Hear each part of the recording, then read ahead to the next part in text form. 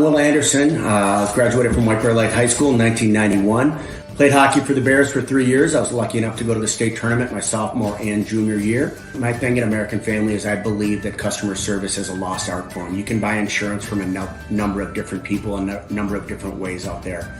If you're buying insurance online and you don't have a representative, I'd love to be that person. One of the things that makes us a little bit different is we always insure people the way we would want to be insured. So I start out with a very robust insurance package. I believe that your home is your number one asset. So you want to make sure that's very well protected. Most people would rather pay a little bit more to have great coverage. And that's what we do. We give people the options for great protection. We're on Facebook, we're on Twitter, but you can call us, text us at 612-361-7283. That's my cell phone, 612-361-7283, or willandersonagency.com.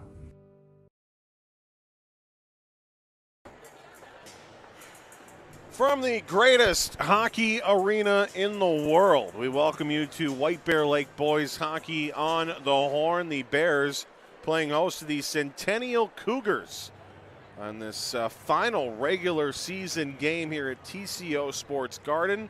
They will play one more home game on Saturday against Centennial Cougars rival Blaine. But for now, this will be it for the regular season here. Most likely we'll see one more game at TCO Sports Garden, the section quarterfinal, in about a week and a half. But that's still to come. We have more important things to deal with right now, and that's the Cougars coming to town. Zach Chapman, Gabe Bartlett. My name is Zach Halverson. Thank you for spending your Thursday evening with us here as a White Bear youth hockey team. The tradition, the flag bearers, somebody, I don't know who gets to do that. I don't know how they pick who gets to do that. Lucky kid nonetheless, skating around, getting this crowd pumped up and ready to go. Gabe, the Centennial Cougars are a very up and down team. They've shown moments of brilliance. They've shown moments of confusion, but nonetheless, it seems like they're a pretty good hockey team.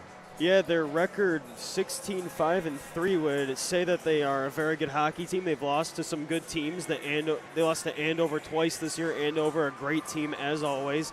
Had a few kind of rough patches, but nonetheless a very good hockey team. A few players to watch for them. They have an outstanding goaltender. Jack Fuller only allows 1.9 goals a game. He has been terrific this season for Centennial, to say the least.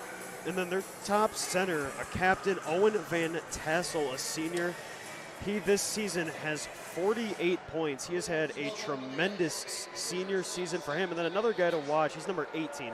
But number 17, a sophomore assistant captain named Harper Searless, has 42 points as a sophomore. He is probably a guy that they're looking to develop into that top line forward for years to come. But for now, as a sophomore, he has been terrific on the second line for Centennial. This is going to be a tough matchup for White Bear. Centennial team that's bounced in and out of the top 10 in the state. Not ranked right now, but knocking on the doorstep. I mentioned moment of confusion in the beginning, and before the Centennial fans get all angry, what are you talking about? I'm just talking about the fact that within 2 weeks they beat Blaine 9-1 and tied them 1-1. How's he doing? How you doing, Grits? Sean Gritzmacher in the house tonight. I haven't seen him all year long, so it's really good to see him. He's always hiding with his camera, taking high-quality pictures as always. But like you just said, moments of confusion for Centennial as they dominate the Blaine Bengals 1 week, then 2 weeks later tie them, which is, it's so bizarre how that works. But, you know, high school hockey is crazy. Well, life is like a box of chocolates, Gabe. You never know what you're going to get, and it seems like the Cougars, you know you're going to get more often than not. A very good hockey team, but you never know. You never know. More known as a football school, but they're either really, really good or they're really good. It depends on how. The Bears, on the other hand, have had, again, more negative moments this season than the Cougars, but they've had some pretty good positive. They've kept up with some top-ranked teams. They had a narrow loss to the Hill Murray Pioneers earlier this year. They're coming off of a win over Champlin Park where they slowly but surely got into it and dominated toward the end. It's a very, I guess, surprising team this year, the Bears have been, because I think many people thought they were going to take a much farther step back with their young squad. Well, I can tell you, I was one of those people who thought they were going to take a much larger step back. Looking at their roster, they are very, very young. One of the few seniors on the team, Tyler Bishop, has really rallied this team. They've played very solid fundamentals at times. They're a little shaky, take probably too many penalties, but probably a better season than most people anticipated. One other game was against the now number 1 ranked team in state, the Creighton-Durham Hall Raiders. Lost 4-1 without Tyler Bishop, so still staying alive in that game against a top-ranked team. And then, earlier this year against Hill Murray, only lost by 1. Hill Murray's ranked, I believe, 2nd or 3rd in state. At White Bear, a team that they seem to play up to their competition or down to it. So it's going to be interesting. Historically has been the case with the Bears, unfortunately. We mentioned on one side of the ice, it's going to be Jack Fuller, 200 feet from him will be Nicholas Petman in goal for the Bears. He returns to that goal crease. Jackson Conan played a wonderful game against the Champlain Park Rebels. Will be interesting to see how Petman does as he gets back in the blue paint. We'll take a breather. When we come back, we will drop the puck. Centennial, White Bear Lake about to get underway here on the Horn. Stick around.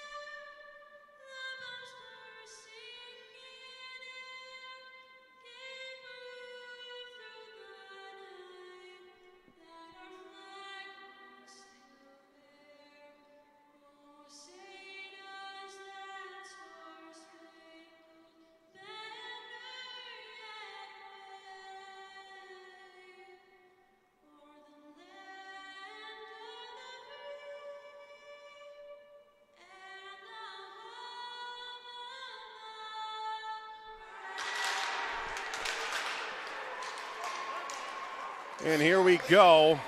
Be sure to let us know where you're watching from this evening. Shout out to David and Amy and everybody else for checking in, both from White Bear Nation and from Centennial Nation. Well, we love y'all. A far too early use of Welcome to the Jungle. Not a fan of that. You got to save that for the third. Oh, I agree.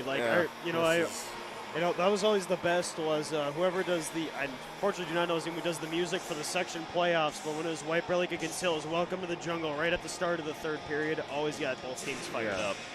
And even then, I would argue that's too early. But that's just me. The Alex Westhead not in. We have a backup. He's doing a pretty good job. I wish I had a name for him, but normal public address announcer Alex Westhead doing some University of St. Thomas duty tonight, so we wish him the best. We mentioned in the pregame, or the pre-anthem, I really should say, Jack Fuller in goal for the Centennial Cougars, Nicholas Petman in goal for the White Bear Lake Bears. Owen Van Tassel is out there, Gabe, to take this face-off. He is dangerous, and certainly a guy that the Bears will have to watch out for. Yeah, he has been incredible this season, going to play for the Minnesota Magicians junior team next year. And one thing, Zach, about Centennial, they have the last names on the back of their jerseys, so there's going to be no confusion for us. Well, there still will be, I'm sure. We always are good for some confusion. As the Bears win the face-off, they'll dump the puck in. Road will chase after it.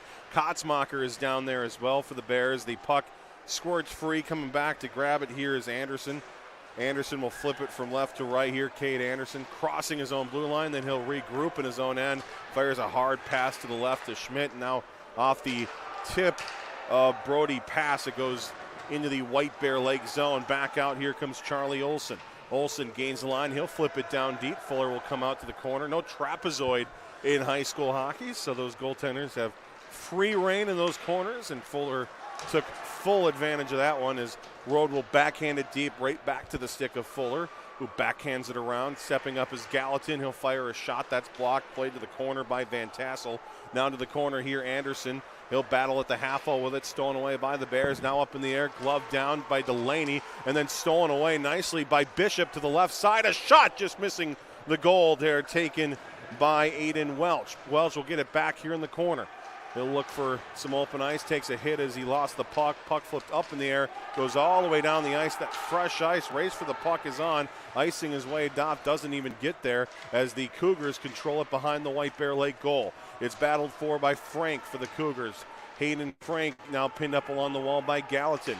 Gallatin trying to jam it free down there to help out. Another Cougar is in play. As along the wall, some hard board play. Looks like Ben Boyd down there, as well as Harper Searles. Searles looks on as the puck is sent hard off the back glass. Delaney had it for a moment before he flipped it forward to Bishop. Bishop goes along to Welch. Welch gains a line. He'll send it deep. Back to pick it up here is Schmeck. Schmeck for the Cougars up off the glass. It trickles down. It'll be played back by Nicky O'Brien to the blue line. Finds its way to Aikens. And now it's flipped back to center where Everson will give it to Searles. Hard-fought battle so far by both teams, very balanced to this point. Searles, another name to watch for Centennial. He's been a goal scorer this year. Off the wall in the direction of Willett, just out of his reach, but gets back and sends it toward the goal. Getting in the way of that one was Schmeck. He'll flyer it to his left. Searles moves a cross-ice pass to Ramirez, who fires a shot wide of the White Bear Lake goal. One-handed forward by Aikens. He'll try to slide it to his left, but it's broken up. He'll get it right back. Aiden Aikens off the glass, stopped up at the red line by Lofgren. He'll move it forward. Then a shot from the right side, missing that White Bear Lake goal. Race for the puck is on. Aikens will get it back here for the Bears. He'll go corner to corner. O'Brien blows it tired, tries to get back up, still has it on his stick before it's poked away nicely by Carls. Carls will play it along the perimeter back to blue line. Now along that blue line to Hoyle, who fires a shot that ramps off the stick, goes over the netting and into the crowd here at TCO Sports Garden. First 3 minutes and 19 seconds gone here in this first period. And I don't think we've had a whistle yet, Gabe. That was not a lot of feeling out process there. That was great, get going right away, right? There was no whistle, and there was not a single shot on net the entire time. Both teams struggling to hit the net. That's been a frustration piece for Tim Sager this season. I've had a chance to talk to him a few times. He's been frustrated about that, but both teams struggling to hit the goalie to this point. A lot of shots attempted, but no shots on goal. As that puck went dangerously at Rich Menny in the Centennial Cougar bench. Coaches thanking their lucky stars. That was a rocket. It's always scary for the coaches. I know Coach Anderson for White Bear, he does not like it when pucks come flying at the bench like that for White Bear. Nobody does. We almost lost Chapman earlier this year in St. Cloud as a puck went flying up at him, but he ended up being all right.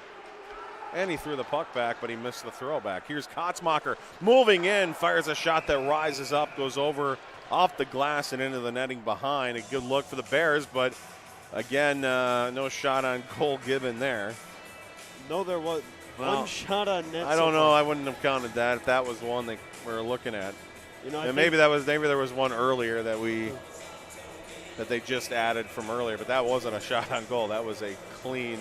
That was a clean whiff, unless it just barely scraped the goalie. But yeah, both teams struggling to hit the net so far. And both defenses have played very solid. There have been very few chances given so far by either team. Behind the goal, Schmeck will play it along up the right side. Connect with Blair. Peyton Blair lost it as he entered the White Bear Lake zone. Aikens will slide it to his right. Here's Bishop.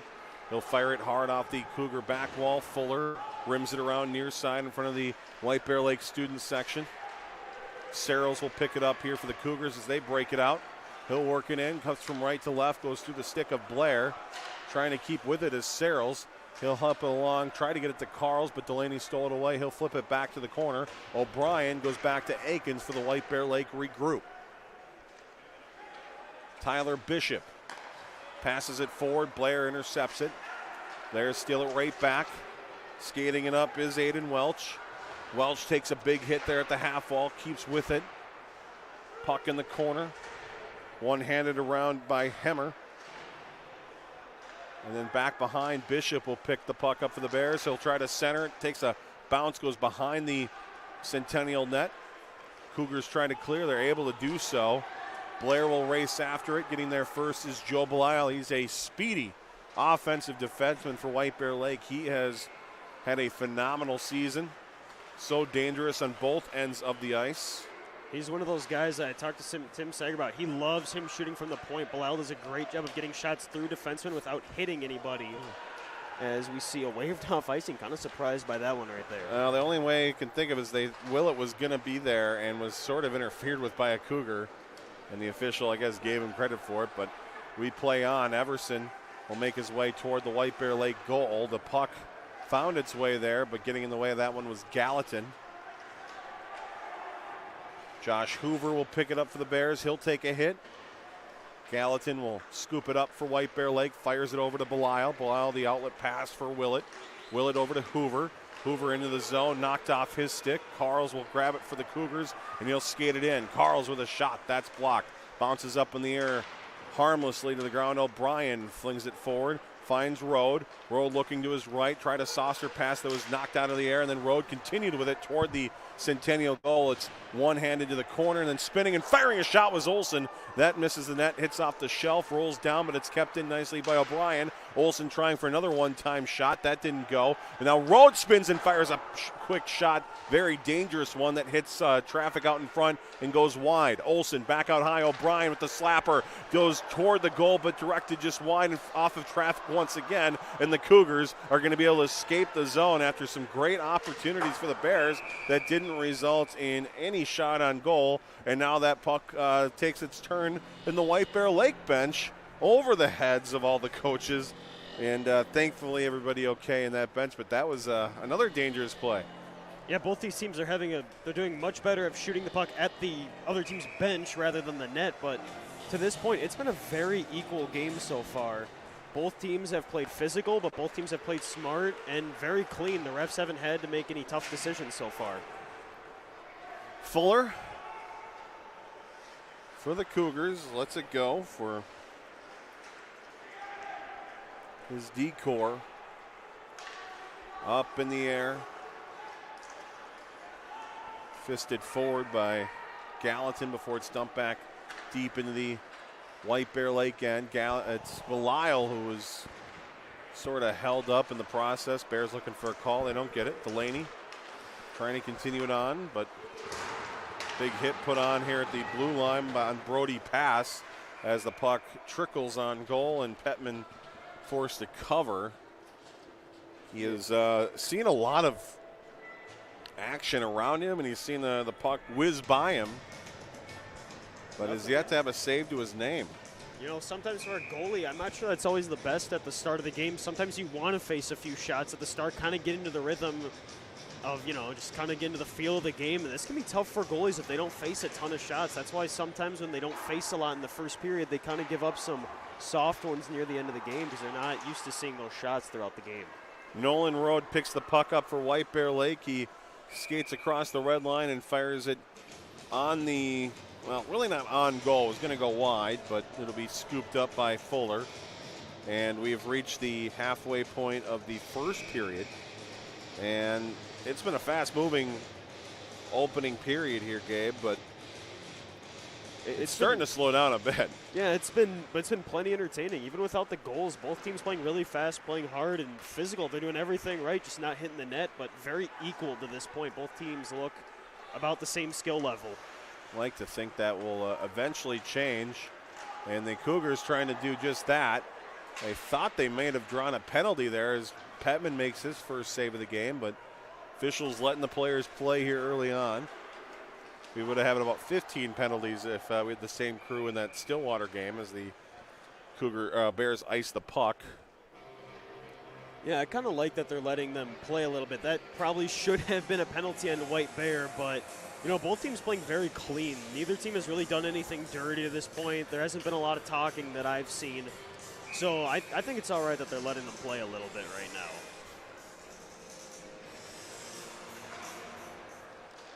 Draw push back to the Cougar blue line. It just escapes the zone, so they'll have to regroup. Peterson goes back, check that was Everson, and it's knocked off the far wall. Belial will skate back in the zone for the Bears. Sends a pass up for Kotzmacher, who lets it go. Avoids a hit that could have been a very dangerous pass if he would have caught that, but instead let it go smartly. And now the puck is deep into the Centennial end where the battle ensues in the corner. Cougars looking to fight their way out of the zone with it. Rhodes steals it away, cuts to the zone, front of the goal, fires a shot, hits the right pad of Fuller, and goes wide. And now the Cougars back the other way. Here they come. It's Everson again with a chance, but it's knocked off his stick. Willett will gain speed, tries to fight off a hit as he sends the puck deep into the Cougar end. They'll immediately return it to neutral ice. And then the battle out there with O'Brien stepping up, trying to get that puck away. Carl's left side. O'Brien with the body check out to the blue line, kept in, fired just wide of the White Bear Lake goal. The stick of Peterson. Austin Peterson at the half wall, fires another shot wide. If you're keeping track at home of Corsi, a lot of shots attempted so far. None hitting the net, though, except two or like three so far. Combined. As the Cougars look to break it out, Welch looks to do the opposite, but the Cougars steal it right back from Welch, and now it's Carl's moving in. He'll send it to the right, but Welch has an answer for that. Welch versus Centennial right now as he skates the puck in the zone, sends a pass to Bishop, who fired a shot that took a weird hop and went wide. Welch went back to Bishop, who goes to Belial at the blue line. His shot intercepted and skated right back here and dumped in by Hemmer. So, Zach, even though there hasn't been many shots on net, the goalies have actually been very active this game with a lot of pucks coming through their creases. Again, great defense by both teams. Neither team can get a great opportunity. Bishop trying to split the D. Does and fires a shot, and a beautiful save made by Fuller, sticking that shoulder out and directing it into the netting behind him. But what a play there by Bishop. That explosive speed he has, Gabe. He just is so dangerous out there. Right after I say neither team has had a great chance, Bishop goes on almost a breakaway and had a great shot. But, man, both of these teams so far, Zach, have been very stout defensively. Neither team has had a great opportunity to put a puck in the back of the net yet. As the student section for White Bear now trying to get their team into this game. I feel like that's the first chant we've heard all year. Keep the puck, give it to the kid. Thank you. Thank you. Not going to throw it back this time. Thank you. That's what we like to see. It's like a mission accomplished. By the way, if finally. anybody in the chat watching knows which kid got hit with the puck last game, please let us know, and privately or whatever, because I want to get that kid a puck or something. I don't know. Give him a shout out at least. Everson into the zone, right side. Anderson with the shot that's turned away. Rebound, push to the blue line. Another transfer. Hold, who fires one off the blocker of Petman. So a couple of good looks there for the Cougars, and teams exchanging some good scoring opportunities. Kotzmacher at his stick just knocked right out of his hands. He'll soccer it into the Cougar end before the Cougars return it back to center ice. Yeah, he kind of had a moment of what just happened and then was smart enough to quickly adjust and kick the puck down ice. Otherwise, the Centennial had a defender hot on his tail that was ready to pick up that puck and go. Stepping up here is Hoover. Went by him. Willett putting a body on a man, and then the dump in goes off of Rhodes' shin pad. He was on the Centennial side of the blue line, and that results in an offside. They're going to do it at center ice, so it's calling a slight intentional. I don't know how that's intentional. Who knows, but it's kind of fun to see the face-off at center ice. He jumped, he tried to avoid it, but whatever. Cougars win the face-off. Hemmer. errant pass goes all the way through, and icing is not a thing in this game. So we play on, and then a weird hop off the official skate nearly was disastrous for White Bear Lake.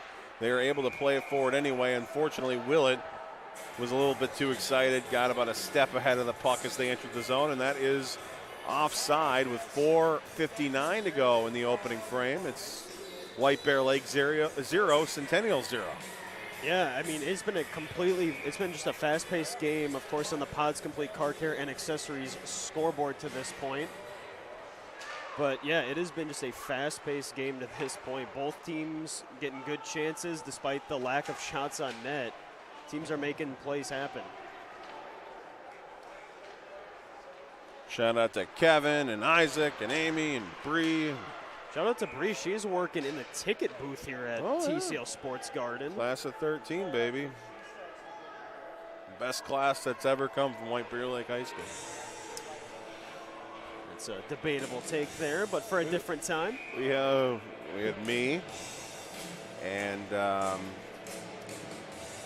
a lot of other people, like 600 or so. Well, back to the action. Centennial wins the draw in their own zone.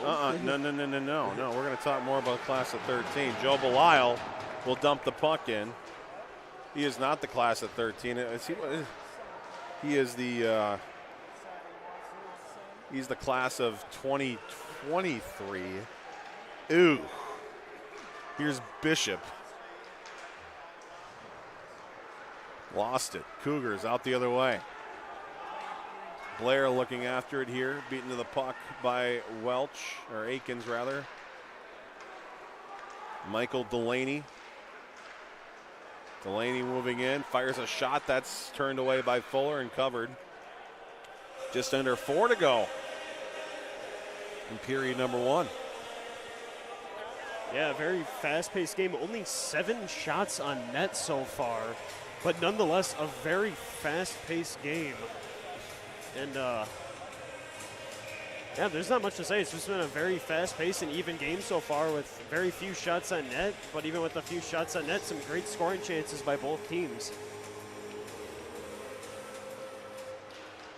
Well, off the draw, the Bears draw it. It's Nolan Road. So they'll get the extra attacker here is going to actually for about a second before it's touched up by the Cougars. But the first power play of the game will go to White Bear Lake. A tripping call right off the face-off. Certainly not intentional, but still illegal regardless. Keegan Johnson tripped up Nolan Road. The Bears, an opportunity playing this first period to draw first blood with the man advantage. They have been very solid on the man advantage so far, 25% on the season. And I love talking about the Tim Sager umbrella power play. Sets up nicely. 2 high wingers at the top of the circles, guy at the point with 2 guys down low shaped like an umbrella. I know Chapman makes fun of me for talking about it all the time, but it really is a great power play when it works. Thanks, Rihanna, as the puck is sent into the netting right off the face-off. You just love talking about umbrellas, I'm just saying. I see what you did there. Yeah. Great song, by the way. Hoiled off the face-off. This time it'll be flipped out, and then Belisle coming up there to kick it along and just trusting his teammates there. I'll just say that. That was could easily have turned into 2-0, but hey, you know what? It worked. Puck dumped into the Centennial end before it's immediately sent back to center. Belisle back to pick it up, trying to fight off Van Tassel. Van Tassel, extremely talented. Don't want to give him any good opportunities. Road with a weak angle shot. It's shouldered into the corner by Fuller. Be picked up by Olsen, sent down low in the direction of Kotzmacher, but it doesn't reach his stick. Instead, it's cleared out to neutral ice, and Belisle again will play it forward. Back into the zone comes Olsen. Olsen takes a big hit here as the puck goes into the corner. Bears trying to get after it. Olsen trying to return the favor, misses the body check, and it's sent down the ice, and it's going to be Petman trying to get it away from the forechecking Cougar, Harper Searles, and he's able to do so as the Bears work it right back into the Centennial side. Kotzmacher getting after it. Goes past the stick of Bishop. Sent off the wall to center, and it goes off the stick and into the zone. Now comes Carls. Carls with a shot. Blocker save made there by Petman. Rebound picked up here by the Bears. It's Charlie Olsen through neutral ice. He'll give it over for Kotzmacher with a half minute to go in the power play. Firing a shot was Olsen. It was patted away by Fuller. Behind the goal, the puck goes. 25 seconds remain in the White Bear Lake power play as the Cougars trying to kill off those precious seconds along the wall as long as they can before they finally get the puck from that board battle, and they flip it up in the air and clear it down. 10 seconds remains in the White Bear Lake power play as they get some fresh forwards out there before they move the puck up. Missed pass results in a turnover. The Cougars back in. Here's Searles shorthanded, and now he is tripped up on the play at the trail end of a White Bear Lake power play for tripping. The Cougars earn a tripping penalty of their own. They will go on the power play. Joe Belisle will go to the box with 1 minute and 41 seconds to go in the opening period. That was a great play by Searles right there. Just drove to the net, gets tripped, and now he's going to draw a power play. And this season, Centennial, 40% on the power play. That is very, very terrific. This is going to be a tough challenge here for White Bear Lake, and I would expect to see, maybe not right now, but we're going to see, I'm sure, Searles and Van Tassel out there together at some point. Hoyled off the draw, fired a pass down low to Ramirez, who sent one off the shoulder of Petman into the netting behind. 95 seconds remain, as we'll have another face-off in that White Bear Lake zone.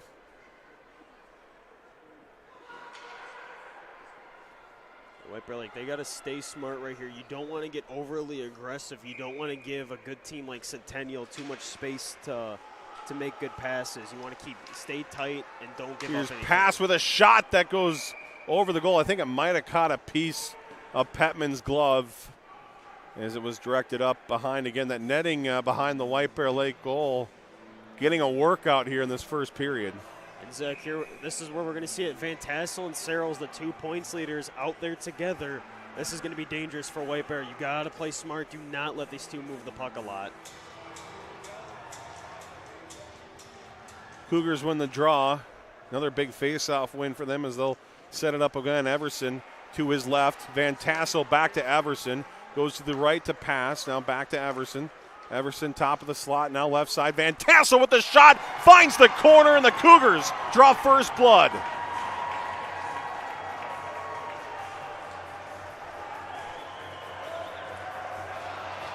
Well, that was what I just said. You cannot give Van Tassel or Searles too much room.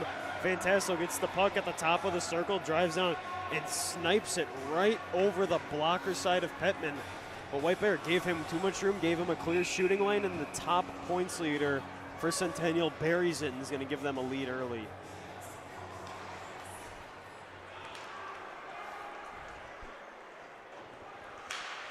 Just over a minute to go. We'll see if the Bears can respond. It's Nolan Road with the chance, but he is hit up hard. Open ice check made, and now come the Cougars once again. They'll work their way through. It's Anderson. Tried a left-hand pass. Diving effort by Akins. Denied that opportunity, and now it's back into the zone for Nolan Road to get after it here. He'll fight with a Cougar down the corner. Kicks it over for Delaney. Delaney battles hard in front of that Zamboni doors. Thankfully, those are nice and shut and sealed. One of the players might have flown right through if they weren't. Cougars able to break it out. It's Searles up the right side to pass. Pass fires a shot that's turned away by Petman. He is forced into the goal. A hand goes up. The Cougars are celebrating. It won't be a goal. It might be a penalty. We'll see which team it is on and how the official here out in the neutral zone saw it. It could easily be anything from goaltender interference on the Cougars. It could be maybe they rule that the Bears player forced that, or if that's on Centennial, I don't like that call. Nicky O'Brien was shoving that kid in the back. Charging. Oh, yeah. I believe they're calling charging. I saw, maybe not. Yeah, charging is the call on Anderson. My goodness. So, I disagree with that call. Anderson and O'Brien were kind of battling from the top of the blue line. And then O'Brien was shoving him in the back the whole way into Petman. I don't see how you can call that on Cade Anderson, but the officials must have seen something else. So it's going to be 2 minutes, and Well, Rich Menny, the head coach for the Cougars, he is not happy about it. I certainly, again, that's when the hand goes up, there was nothing clear on our end in terms of a penalty. And charge is a very weird call to make. Again, maybe goaltender interference, you could have argued, but obviously the official very adamant that he saw something that maybe we missed. Regardless, it results in another power play for the Bears, and a clean 14 minutes or so has turned into back-to-back to now back penalties, for one for the Cougars, now 2 for the Bears. It's on the power play side as they'll set it up with 20 seconds to go in the period. Pass in front, broken up, back to the outside. It's Nolan Road.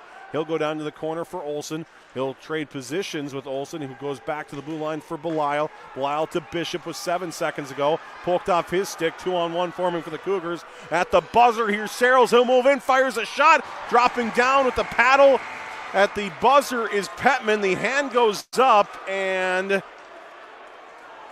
a slashing call will be made. The Cougars want a penalty shot, and I think they probably earned it. Honestly, I don't know how that's They're just a slash. Discuss this right now. All the players better stay on the ice. They're discussing this right now. Officials aren't talking it over. Boy, I'd call that a penalty shot. I think Searles had a clean lane to the net, and I think he had the breakaway secured. And I don't. They're gonna talk it over with head coach Rich Menny again, who's 2 minutes. Oh no, that's different. So Petman will head to the locker room. The rest of the Bears will head to the locker room, and now the Cougars making their way to the locker room as their coach and their assistant captain raise objections with the 3-man officiating crew here tonight. Boy, if I'm Centennial, I'm frustrated right now. Yeah. That was, I don't think that the charging penalty called on them was really a penalty, and that definitely should have been a penalty shot, but nonetheless, Centennial will go into the first intermission with a 1-0 lead, and they will get a power play after 1 minute and 34 seconds. But, yeah, Centennial, they definitely played better at the end of that period, but they're going to go into this period very, very frustrated. That's either going to benefit them because they're going to use that frustration. They're going to make White Bear pay, or they're going to start playing a little bit uncontrolled and not as smart. But we'll see. Wow. Well, and Kevin agrees with us, saying horrible call and asking how that was not a penalty shot. We're White Bear the Horn, but I got to agree. I think that should have been a penalty shot for Centennial. some interesting calls made toward the end of the period. Again, officials love to hear their explanation. Perhaps they have good explanations for the calls, but we are about as dumbfounded as many of the Cougar fans here in attendance tonight, as well as those watching here on the Horn this evening. The score reads Centennial 1, White Bear Lake 0 after 1 period of play. The Zamboni here takes about 11 or so minutes to complete, so we always like to encourage y'all to, set a timer on your phone, ask Alexa, ask whoever to, give you a reminder to come back, unless you just want to leave it on and watch the Zamboni. We're going to have a great show of the Zamboni coming up here in the first intermission. But that is, again, the score, 1-0 Centennial. After 1, we'll be back for the second period in just a little bit. You're tuned in to White Bear Lake boys hockey on the Horn.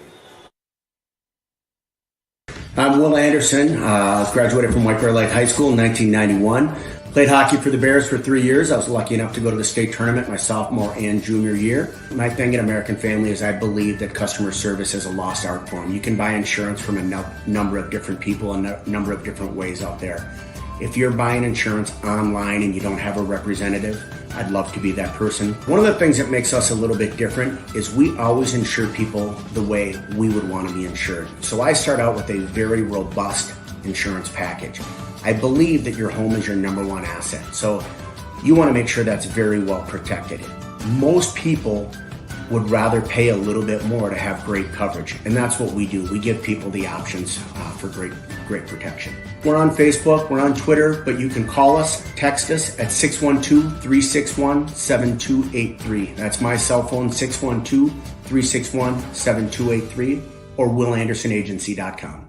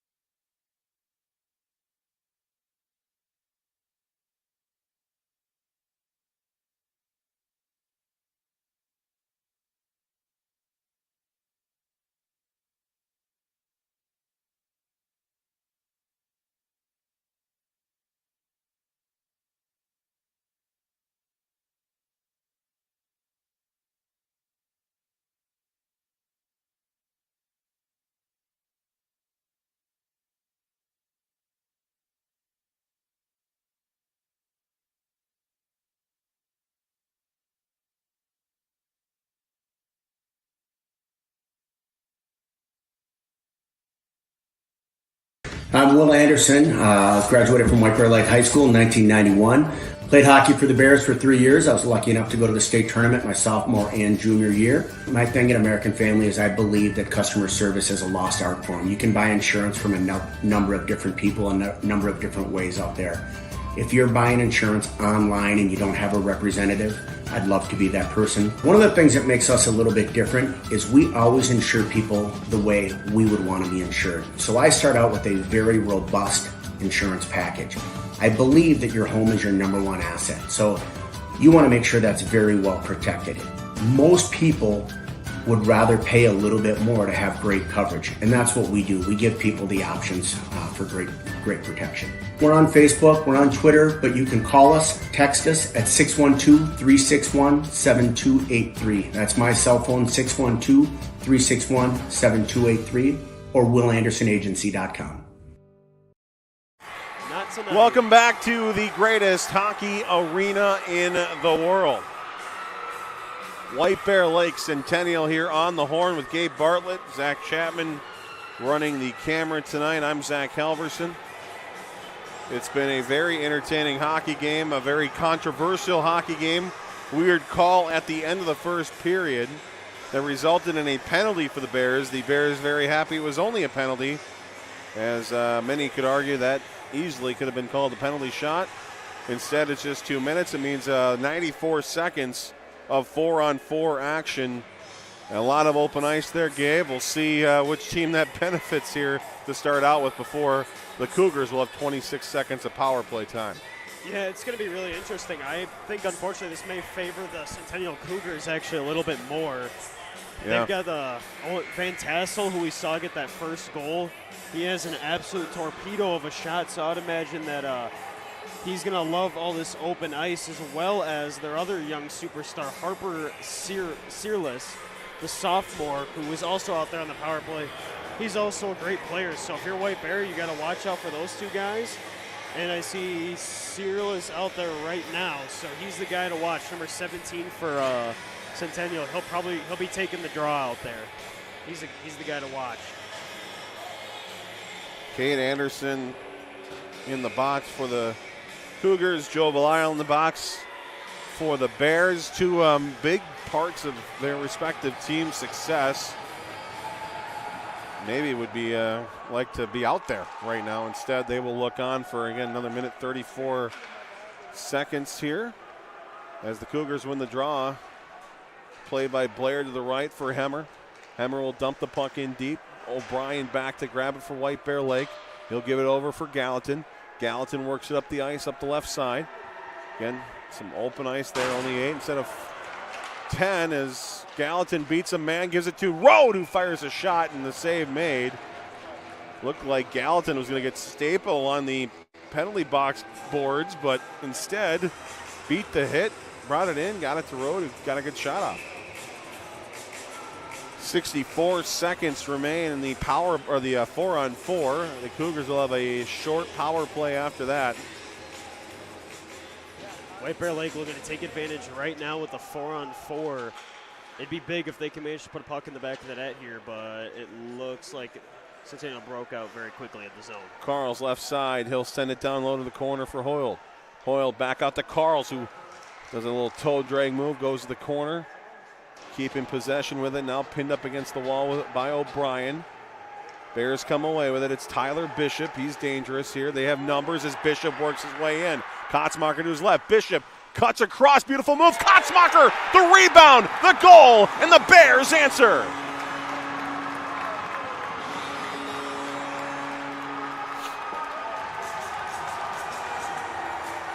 That was huge right there for White Bear Lake. They get a great opportunity. Bishop puts the puck right off the boards, goes flying down the ice, puts it on net, and there's just a nice rebound, Zach, as you would say, a juicy-loosey rebound there for White Bear Lake. And Kotzmacher just put it right over the pad of Fuller, and White Bear Lake knots it up in the 4-on-4. That was exactly what they needed to do.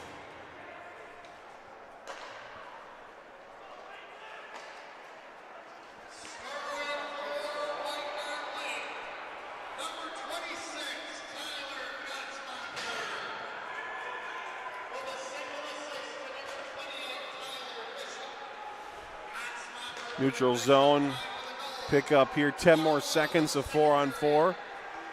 Seemed to benefit that open ice we talked about in the intermission. Certainly benefited the Bears there. Kotzmacher using that space to his advantage. Cade Anderson has been released from the penalty box. Carls will go out from the Cougars bench to make it 5-on-4. 20 more seconds remains on that. Bears try to clear, can't do so. Searles sends it down low to the corner.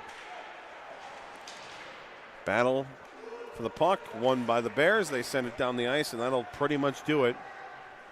So the Bears come out ahead in that back-to-back-to-back penalty scenario. That was exactly what they needed to. They score on the 4-on-4. They don't give Centennial any chances on the power play. Exactly what they needed to. And again, no icing. These officials do not believe in icing calls today. Bishop moves it forward here for Rode off the wall, connecting with Gallatin. He's had a heck of a first 2 minutes of this period. As he fights for the puck, gets it down low. Now Rode centers across for Belisle out of the box. Belisle fires a shot that doesn't get to the goal.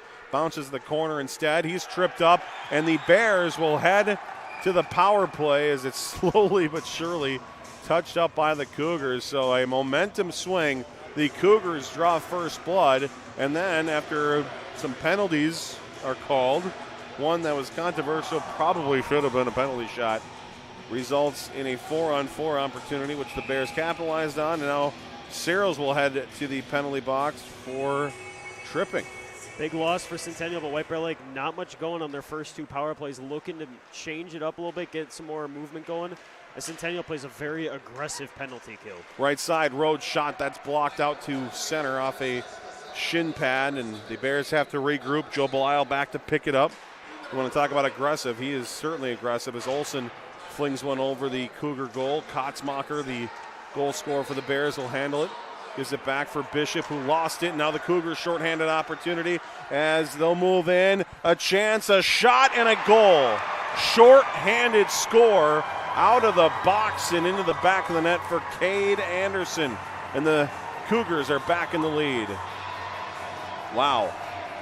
Yeah, that was quick. Cade Anderson picks up the puck, flies by Bishop like he wasn't even there. Bishop almost tripped him up. Wonder if he was looking to get a non-penalty shot penalty maybe, but nonetheless, an outstanding play by Cade Anderson on the penalty kill, stays aggressive, and then a great move to put the puck by Petman. Took about 7 stick handles and it went right by him. Kind of a Patrick Kane move right there. 2-1 the score here. 13:40 to go in period number 2. Big hit put on behind the play. That'll give the White Bear Nation student section something to cheer about as the Cougars steal away. Still a minute to go in the power play for the Bears. Opportunity for them to capitalize and turn things around as the puck is sent deep into the Cougar end. Back there is Hemmer as it's stolen away by the Bears and fired on goal. A save made. Cougars try to track it down. They're able to clear it out to center. Blair will work his way in. Cougars want more on the shorthanded opportunities. It's O'Brien. He'll flip it to his left. Poked away by Brody Pass. Pass goes across the ice, and then the failure to catch, and then a penalty, another one coming. The Bears wanting to let the Cougars touch up. They do. 5-on-3 for 22 seconds. It started, Gabe, with a nice pass from Brody Pass. Hoyle missed it and then was sort of lazy there with the stick and tripped up his guy. Yeah, he just put his stick straight out, and that's never a good sign in hockey. When you miss the puck in the neutral zone like that, you don't want to stick your stick straight out. Keep it tight, be ready, but nonetheless, White Bear Lake's going to get a 5-on-3, a great opportunity. You want to keep this tight. Don't let Centennial get too aggressive here. Draw one by the Cougars. Everson goes behind the goal, reverses direction, and sends a puck off a White Bear Lake stick over the netting and into the crowd. A lot of loose, errant pucks going either into the netting or over the netting on that side. And they're going to bring the faceoff out to neutral ice, unfortunately, because it was deflected. I'm not sure I agree totally with the rule on this, because, should stay in the zone in my opinion. But we play on here. Neutral zone draw one back to Belisle, now given to Rode. Rode cuts to his left, finds Bishop. Bishop back to the right, and the deflection just wide of the goal off the stick of Charlie Olsen. Now it's Bishop down low for Kotzmacher. Back to Bishop. Right side, one-time shot, and it's Belisle hitting traffic out in front, deflecting wide. 5-on-4 as Searles is released from the penalty box, skates it back into his own zone, and finds the stick of Bishop, who has to wait and cuts to his right, waits for his man, gets in onside. Unfortunately, lost it in the process, and the Cougars are able to clear it down the ice. Cougars managed to stay aggressive, but White Bear Lake did exactly what they wanted to in the 5-on-3. Got a quick chance at a great spot, but Fuller stands tall as he has most of this game so far. Everson trying to kill off as much as he can on this penalty. 63 seconds remain as it's played forward by Petman. Into the zone comes Belisle. He'll fire a shot, save, rebound, and a diving save made not by Fuller, but Searles. Now to the corner. Here's Rode. He'll go behind the goal. Working that perimeter. Out to Belisle. Belisle down low for Olsen. Olsen tried to fire it over for Bishop. It's intercepted and cleared by Centennial. Half minute to go in the power play. One last rush for the Bears here with the man advantage. And, that is thwarted by a Peterson interception before it's knocked. I was looking away, Gabe. What? I did not see what happened right there. That's at one of those kind of weird spots that even with a full camera turn, we can't really hit due to the amazing seating arrangement here at TCO Sports Garden. But, yeah, nonetheless, a very, very tricky situation as Centennial. They play so aggressive on this penalty kill. White Bear Lake has had minimal opportunities to get anything going. Here they come on the right side. It's a pass from, oh, wow. Good luck for the Bears, but it's sent away by the Cougars. Well, one other thing I was going to mention is what an unselfish play by Searles to launch himself in front of a wide open net. Fuller didn't know where the puck was, and Searles unselfishly blocked the puck. No matter how hard that shot is, getting hit by a puck never feels good. Aiden Welch with the puck now for the Bears. He'll get it in, but it's stolen back by the Cougars. They have the 2-1 lead. They bring it in offside. The shot is blocked. A rebound off the side of the cage, and then it's cleared away by the Bears. I'm not sure how the officials missed that. That at least alive seemed to be pretty blatant icing as the puck is played back into the White Bear Lake end. Dumped into the Cougar end this time. Carls will pick it up for the Cougars. He'll backhand it around deep in the corner. Centennial looking for options. Bears trying with the forecheck. Nolan Rode trying to steal it away. Belisle gets it away. Fires a shot into the glove of Fuller and stops play with 9:56 to go in the middle frame. It's 2-1 Centennial. Well, I feel guilty. I do not know who number 22 is for White Bear Lake, but he put a massive hit on in the neutral zone.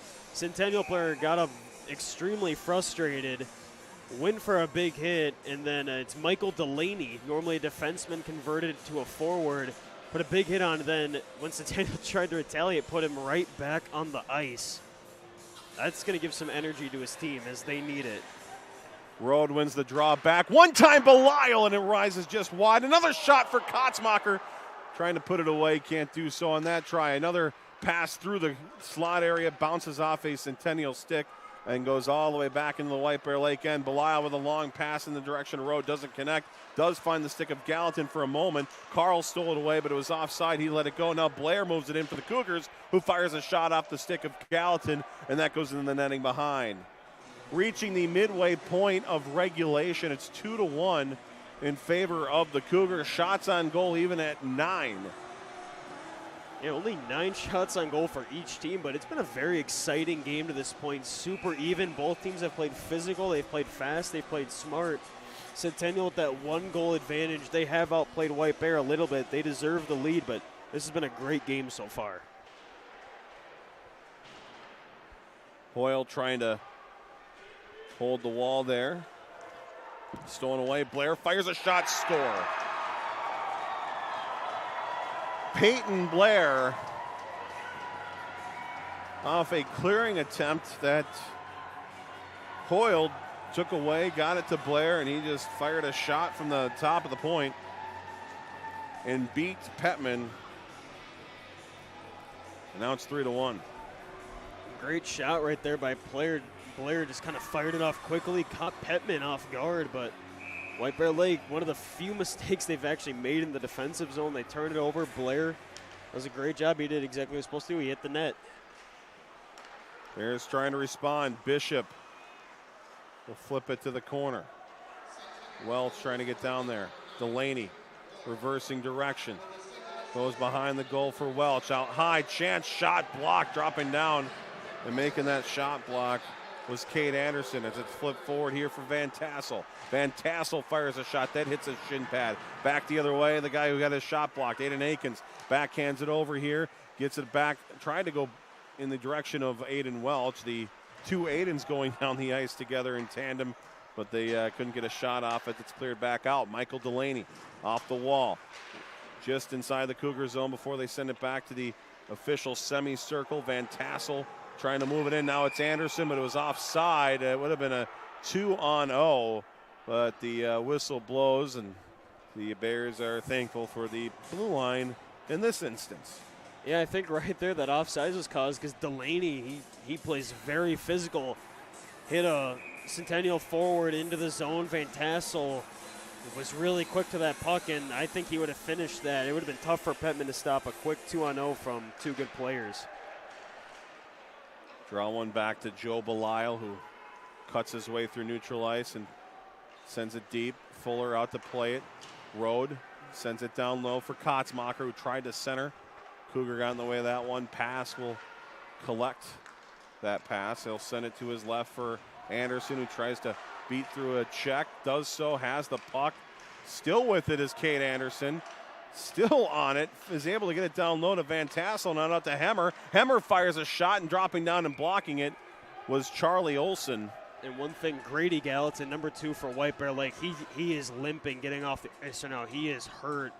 He is not moving his left leg very much. That would be a big blow to White Bear Lake, one of their top defensemen. The athletic trainer here coming over to take a look at Gallatin. We will keep an eye on him as he gingerly makes his way to the bench and sits down, thankfully going to the bench instead of just going straight back. As the Cougars win the draw.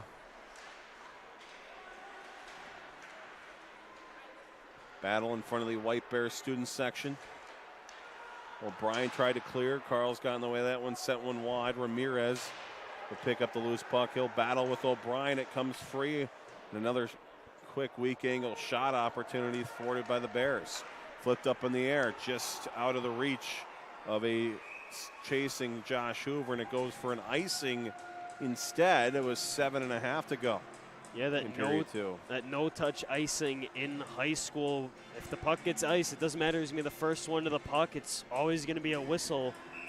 And I know that haunts some high school players, but that would have been a big opportunity if I think it was Kotzmacher. If he would have won that race to the puck, that would have been a great opportunity for White Bear Lake, but ends up going the other way. I hope one day maybe to see the hybrid rule implemented here. I know it's for the safety of the players, but there's really no players that aren't giving their going full speed at the puck, regardless if it's no touch or hybrid. They're skilled enough in high school that they'll be able to stop quickly. Here's O'Brien with a shot that's deflected out in the air in front. I don't know which stick got on it, but it fluttered to the corner. Delaney behind the goal. He's ridden off the puck nicely, and the Cougars will try to break it out. They will be able to do so. They gain speed. Ramirez on the right side. He'll cut his way in as it's shot over the goal and into the netting. Man, we've seen a lot of those tonight.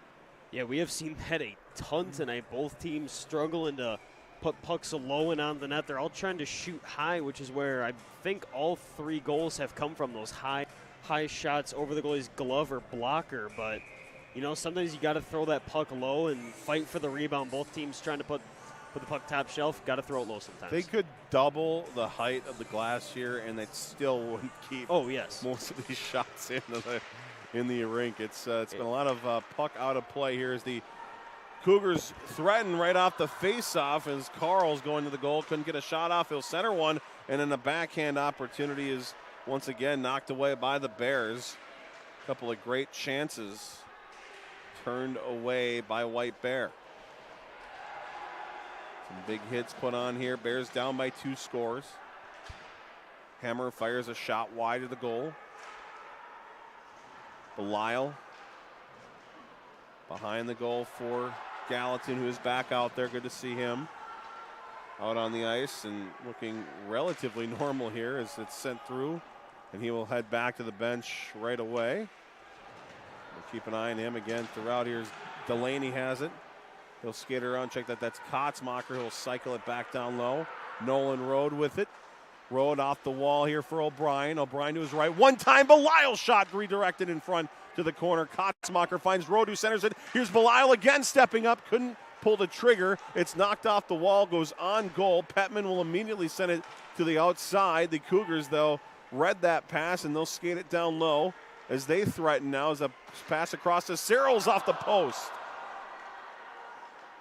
Beautiful chance for Searles. Now it's A.J. Carls handling it. Goes back to Searles. At the blue line, Hammer with the shot save made. Loose in front. Rebound and another big save made by Petman as the Bears try to clear, but Searles gets in the way of that one. Lets it go for A.J. Carls. Carls will try to skate it through. Is able to do so. Finally knocked away from the puck. Kotzmacher had it. It's poked off his stick as it's kept in by the Cougars. And finally, the Bears clear it out, and they have a 2-on-1. Kotzmacher moving in. Fires a shot. Save made. Rebound for Rowe, but he can't get in on goal. Finally, he does somehow, some way, on the third opportunity for the Bears. They cut the lead in half, and it's 3-2. I don't know what happened there, Gabe. That was a bizarre series of events. It looked like the Cougars survived the 2-on-1, but somehow, some way, the Bears were able to get that puck in the back of the net. Yeah, it looked like there was a shot. Fuller made the initial save. The puck got batted. A defender fell. Fuller was trying to slide over. As that happened, it was a quick shot by Road, and it just happened to go top shelf. But even the shot looked like it kind of fluttered. That even wasn't a clean shot that went in. We have to look at a replay here eventually. But nonetheless, White Bear Lake makes it a one-goal game. They are right back into this. There's so many good chances for the Bears, followed by some good chances for the Cougars. It looked like they were starting to take over, keeping the puck in, keeping the forecheck alive. In the process of them trying to keep that forecheck alive, they stepped up, took some liberties, and left themselves a little vulnerable. Bears exploited that vulnerability, and now it's a one-goal hockey game with 4:11 to go in the second period.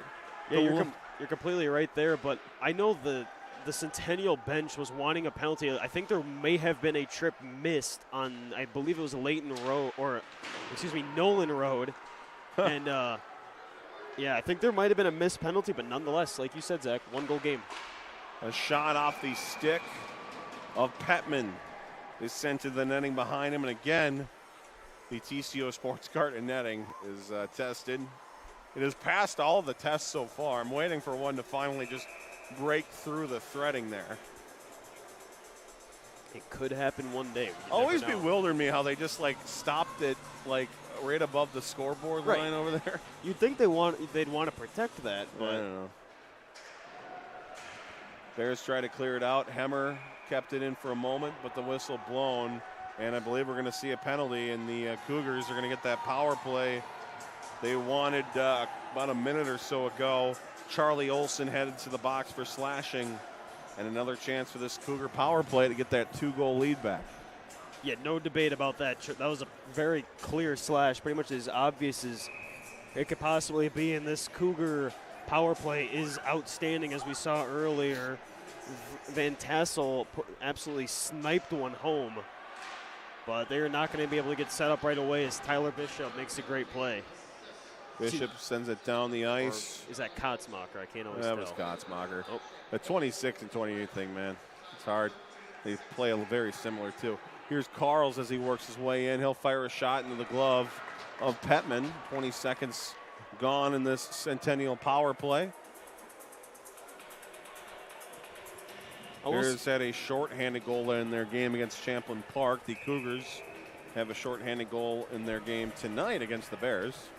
Yeah, the special teams by both teams has been very solid tonight in weird ways. Both teams have been strangely aggressive on the penalty kill, but both power plays take some time to get going. Here's Searles, weak angle shot, pad save made by Petman. Battle continues down there. Blair for the Cougars. Curls around with it. A.J. Carl's helping out. It's stolen away by Gallatin. Good to see him back out there again. He'll send it off the glass, and if that pass connects, maybe a 2-on-1 forms. Instead, it goes to the Cougars, who will poke it around. Van Tassel will choose to regroup in his own zone. Plays it over, but it's easily intercepted by Welch, who makes a nice move, takes a big hit in the process, and what a possibly goal-saving body check made by Everson there. As if Welch gets by him, that's a breakaway and possibly a shorty for the Bears. Bishop lost it there in the exchange. Van Tassel cuts his way through, knocked off his stick, but it goes right to Ramirez, who had the puck knocked off his stick. Van Tassel off the rebound, turned away by Petman. Everson steps up now. He hands it over her. Blair, who fires a shot, and that save is made by Petman with 2 1/4 to go in the second period. 31 seconds remains in the power play for Centennial that was nearly successful. I am very confused about what is happening on this power play. It seems like White Bear Lake on the penalty kill has been way more aggressive than Centennial on the power play, but it ends up being Centennial that gets the opportunity. This has just been a crazy few minutes so far. It was in the skates of pass. Rode took advantage and just sends it down the ice. Hoyle will come back to grab it. Anderson will take the pass from Fuller, skates it behind his goal, gathers some speed with 15 seconds to go in the power play. Cade Anderson cuts his way through up the left side. Belial gets the puck first, however, gives it over for Kotzmacher, who's able to get it up in the air and kill the remaining seconds off this White Bear Lake power play. Olsen out of the box now, Bears full strength. Great penalty kill after some great chances for Centennials. It's flipped up in the air to center. Rode chases after it. Has some issues with some tape on his stick. Might have to retape that in the intermission. You can see that, Gabe. That's not good. As the puck is sent behind with 90 seconds to go by the Cougars. They'll look for an outlet. They find that outlet. It's dropped over now forward to Ramirez. Ramirez, nice moves, fires a shot. Gloved by Petman and covered with 1:19 to go in the second period. Yeah, each team, this might be one of the most balanced games I have seen this year. It seems like whenever White Bear does something to answer, Centennial answers right away. Then White Bear will answer. It's just been a very back and forth and a very even game so far. And although Centennial has a 1-goal lead, it has been very even, and this is how I think both teams imagined this game was going to go. Oh, Hemmer fired a shot off the glass. The rebound kicked out, and it might have been stopped by Gallatin. It was going toward the goal. I think it might have been going just wide. Nonetheless, smart move getting his stick on that in that crease and getting it out of harm's way. Hard off the wall with under a minute to go in the second period. Played forward by the Bears. Chance shot by Welch. Misses the net just wide off the intercepted pass. Cougars get it out now, but as they enter the zone, they lost it off the skates of Delaney to Bishop, who lets go right back to Delaney and now to Welch. Welch back for Delaney. Lets it go for Bishop in the corner. Bishop centers one. Bouncing puck. O'Brien with the shot. Misses just wide. Welch gets it back for O'Brien. O'Brien flips it down to the corner. Delaney looking after it here. 23 seconds remain in the second period as the Cougars find some open ice to clear. Belial will pick it up here at center. He flips it back in, goes right off a Cougar skate. A hand is up in the air. A power play will come back to White Bear Lakeside. A slashing call is going to be assessed to a Centennial Cougar. And no Cougar making his way finally. Heading to the penalty box is Harper Searles, the sophomore forward. His second penalty of the game. 15.2 remains in the second period. One interesting thing about Searles, although he's a sophomore, he's an assistant captain. But one guy I want to give justice right real quick to for White Bear Lake, Joe Belial has played a tremendous game so far. He is out on the ice right now. He has played outstanding to this point. Finally getting the penalty on the board. That was the delay. Let's see if the Bears can capitalize before they go to the locker room. Nolan Road in the corner with it. Looks for options, goes back to Belial. Belial winds up, fires a shot, save made, rebound loose. 5 seconds remains as the Bears send it to the corner. 2 seconds and 1, and that'll do it for the middle frame. An eventful second period ends with a Centennial lead of 3-2, but 1 minute and 45 seconds of power play for the Bears to start the third period. We've seen how good they are at the beginning of periods, especially when they have some special teams going on. We'll see what they can do with that in the final period of regulation. Yeah, this period, the second period started 4-on-4. White Bear Lake answered immediately. They scored. Centennial then managed to. Actually, did they? Yeah, I think then Centennial scored right after, and Centennial's got a 3-2 lead right now. But this game, Zach, has been so even. The shots 17-13 in favor of Centennial. So Centennial a little bit more chances, up by 1 goal, but White Bear Lake they've battled back. And both teams, whenever one team does something, the other team has an answer. This has been, like I said, this might be the most even game we've seen this year.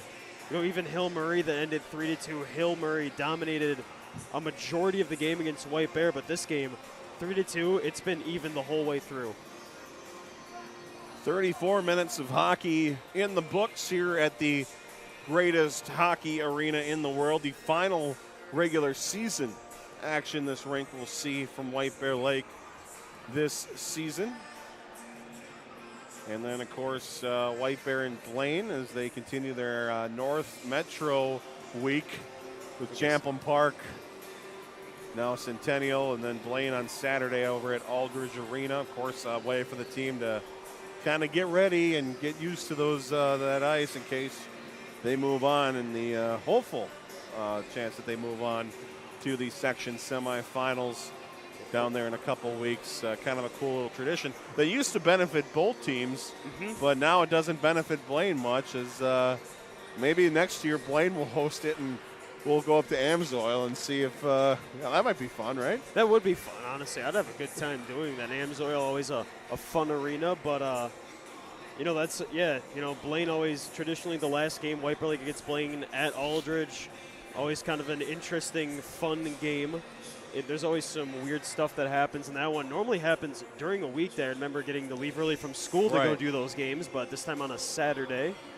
But Saturday afternoon at 2 o'clock. I'd like to bring in, if anybody on the Centennial side is watching right now, and I'd like to know their thoughts. That's got to suck if you're a Cougar fan in a way, because you have this rivalry built up as far as I'm concerned. I mean, Centennial and Blaine, that's nothing better than that, really, other than White Bear and Hill. Yeah. Maybe Roseau, Warroad, whatever. I digress. But to have that section opponent, that Section 5 opponent that you've counted on year after year, to all of a sudden be shipped up to Section 7, I mean, on one hand, it's like, okay, cool, we don't have to worry about Blaine anymore. On the other hand, it's like, man, I love those Blaine Centennial battles back in the State Fair Coliseum days, and then now they've moved it over to Aldridge with Section 4.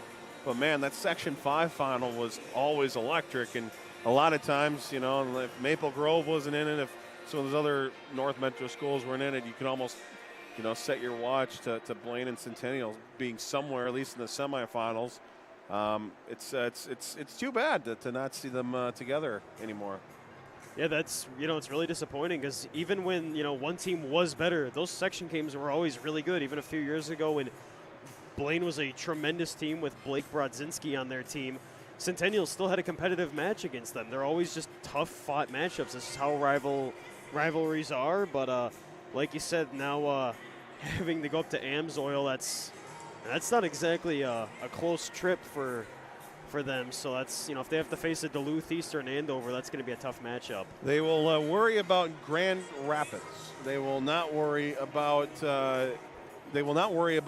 the Duluth East Greyhounds, I don't think. And actually, if there's any year to join Section 7, Gabe, it is this year. It's got to be this year, and if only because you don't have to go through the Greyhounds. Now, I will admit that some other Duluth teams, I think Marshall isn't bad this year. Neither is, of course, Grand Rapids. So, and Andover obviously is really good this year as well. But Grand Rapids and Andover, those are two of the top teams in the state right now. That's going to be tough.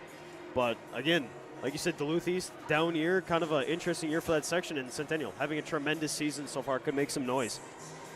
Yeah, I'll tell you, it's been a very interesting offseason, new season for high school hockey, with all the mix-ups. Of course, Mounds View, who's in this building and plays with the Bears a couple times in the Suburban East Conference a year.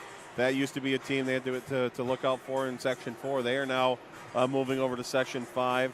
Well, in White Bear Lake, think about this. They have to look at the Tartan record right now, because if Tartan finishes with a better record, White Bear Lake will be playing at Tartan and not here at their home arena. They have to worry about that this year, which is interesting. Well, it's a seeding situation, so I highly doubt. I mean, at this point, I think they're all but guaranteed a top 4 seed. But again, not used to having to watch out for one of those other teams. It's going to be weird. And then with Gentry getting added this year, it's going to be an odd year. Yeah, well, it'll be interesting with that, how that schedule for Gentry works. Of course, they had a tough time finding teams to play games with for a multitude of reasons. But regardless, a limited schedule, limited opponents. They don't have a conference, and so it's going to be hard to seed them. But the general consensus is Hill 1, Stillwater 2, Gentry probably 3rd. Most likely. But I think White Bear could make a case, and I know head coach Tim Sager will fight his way through and try to get the job done in that whole realm and that seeding meeting, which I imagine is virtual. I would imagine so this year. I have not asked him about that, but I know the other person that attends, I believe, is Sean Padden, is a strong voice there as well. So, but yeah, it's going to be interesting with seeding this year. But I think, like you said, Hill Murray at this point all but has the top seed and locked up. Here's the difference between 3 and 4, and this is why it's going to be crucial, and why, again, I think Gentry might have a problem getting 3 because of their schedule and because of how hard White Bear Lake's going to fight for it, frankly. Because at this point, if you're 3, you're on the bottom side of the bracket, and you have to go through the 2nd seed. So you'd have to basically, if you go through the quarterfinal, and you're looking at probably Stillwater in the semifinals to get to the final. If you're 4 seed, you're going through one of the top teams in the state in Hill Murray in the semifinal. And if you get past them, you still have to go into the final. So that 3-4 battle is going to be very interesting as we move forward here. Yeah, it's going to be very entertaining, like you said, and Zach, I think we're just going to go right through the intermission right here. Yeah. But like you said, Gentry Academy, they really haven't played a lot of tough opponents. I'm looking at their schedule right now.